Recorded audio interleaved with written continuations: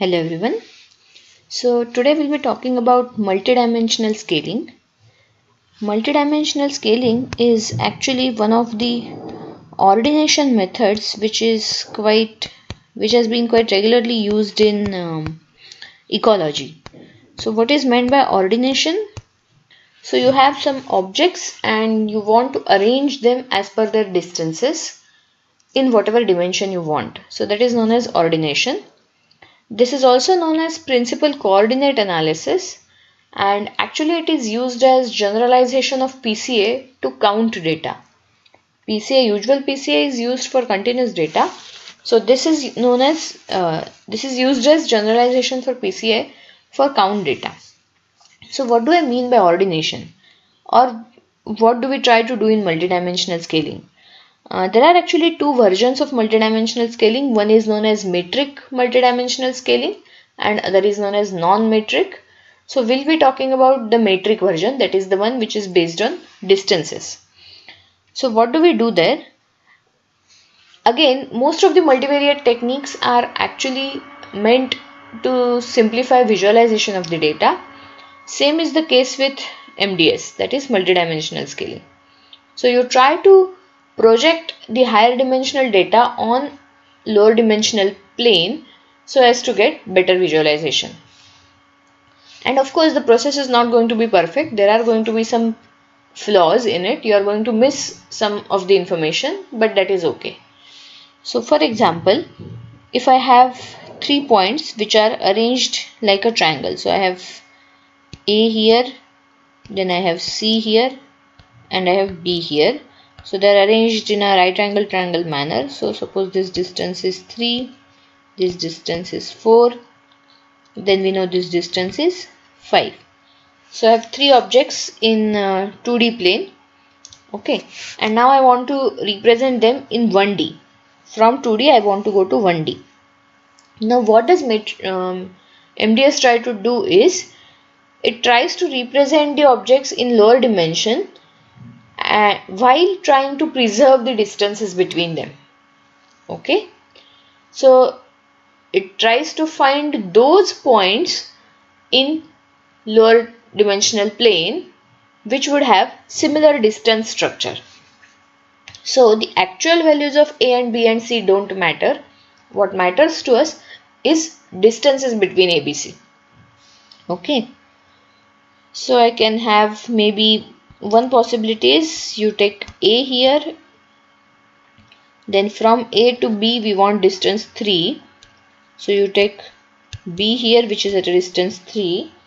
Then from B to C we want distance 5. So we want C somewhere here. So this total distance is 5. So now A to C distance has become 2, whereas originally it was 4. So what we have done is, yes, we have tried to represent 2D data into one dimensional, but in the process we have lost something. So my initial distance matrix was A, B, C, A, B, C, 0, 0, 0 of course. Distance between AB is 3, AC is 4, and BC is 5. This is my initial distance matrix. So from this representation, whereas now this lower dimensional representation, the distance matrix is 0, 0, 0, 3, 5, but 2. So we are approximating this distance matrix. We are approximating this original distance matrix via this distance matrix. Okay. So in that sense, we have done some approximation to get a lower dimensional representation. Okay, so this is exactly what MDS tries to do. What we are trying to do is approximate p-dimensional data. Actually we are not approximating data, we are approximating its distance matrix via, so represent p-dimensional data or distance matrix via a lower dimensional thing. So via or in t-dimensional space where t is smaller than p.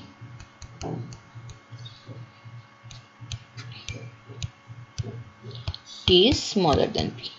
Okay. Exact representation may not be possible, and hence we have to go to approximation. So let me now write down the algorithm for MDS. How do you achieve that? Means here if you have only 2 or 3 points in bivariate, fine, you can try all possible representations and select the best one. Again, you need to define what is meant by best one, but we write general algorithm.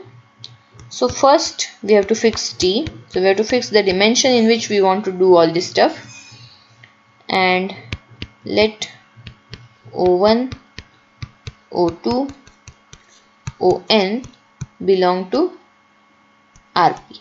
Okay, so this is my original data, O1, O2, On. Then we need distance matrix from O1, O2, On so that we can actually approximate it by another distance matrix. So construct distance matrix from these n objects,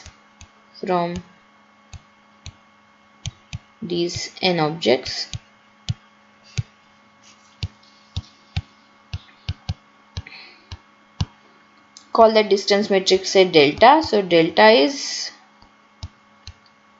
delta ij. Okay, distance delta ij denote distances between ith and jth observation. So your I and j both are going from 1 to up to n. Okay,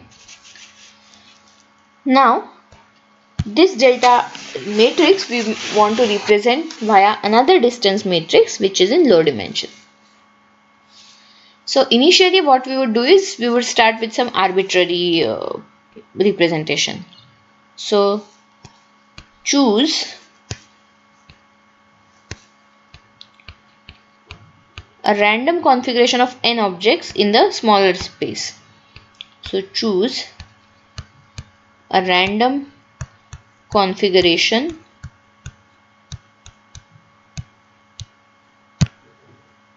of n objects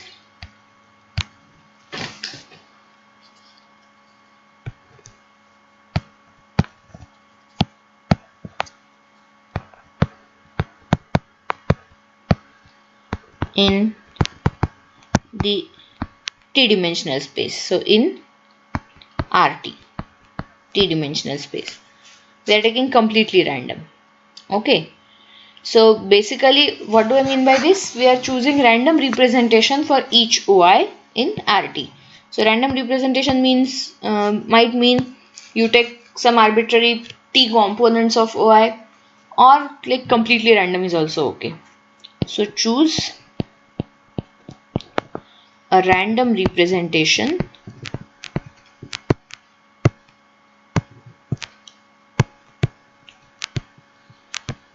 for each OI. So for each OI in RT.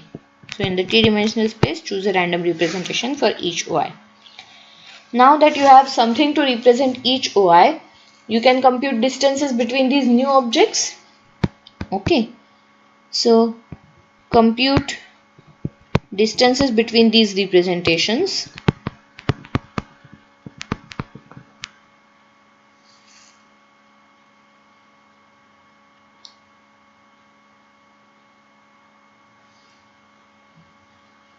Compute distances between these representations, and that becomes your new distance matrix. Okay, so let me denote it by D, which is say Dij. Okay, so Dij are distances between projections or representations of ith and jth observations.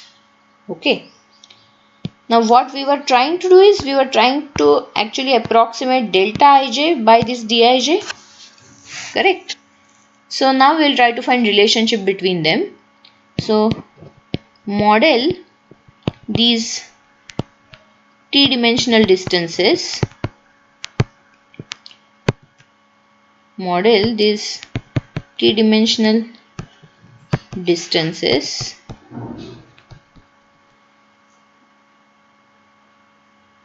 as functions of original p-dimensional distances. As functions of original p-dimensional distances.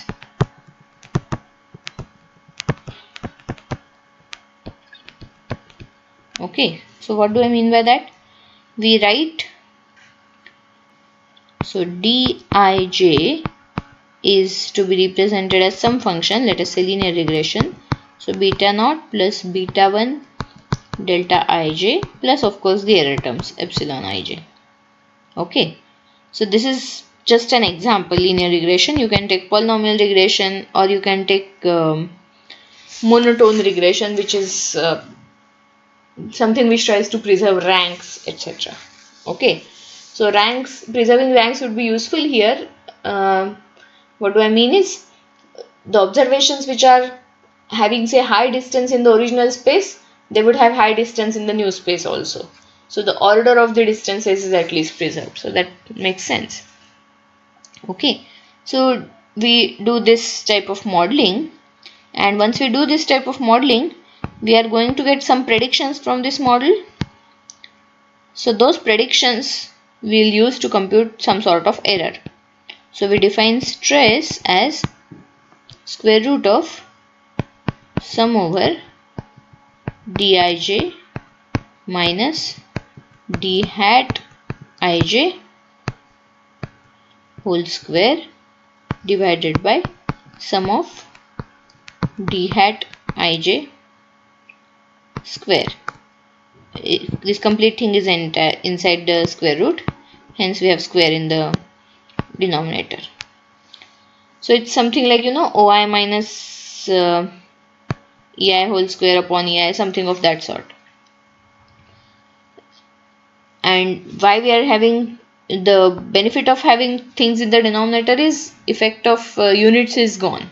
Okay, so this is stress, and you can see this is kind of error, actual minus fitted.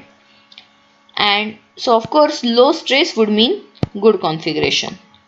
So low stress would be equivalent to good configuration.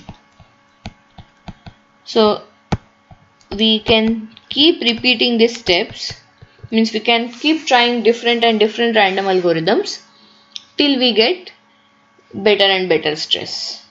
Okay, so keep repeating steps, I think 3 to 6. Yes,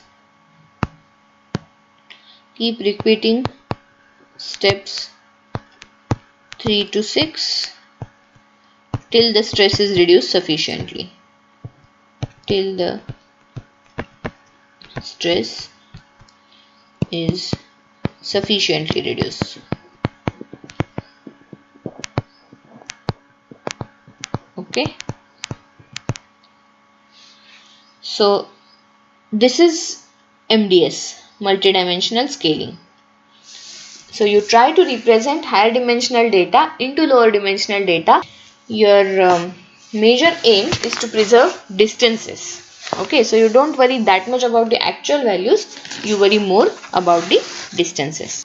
So actually this MDS has applications in self-organizing maps. So that's why I talked about MDS first. In the next lecture we'll talk about self-organizing maps. Thank you.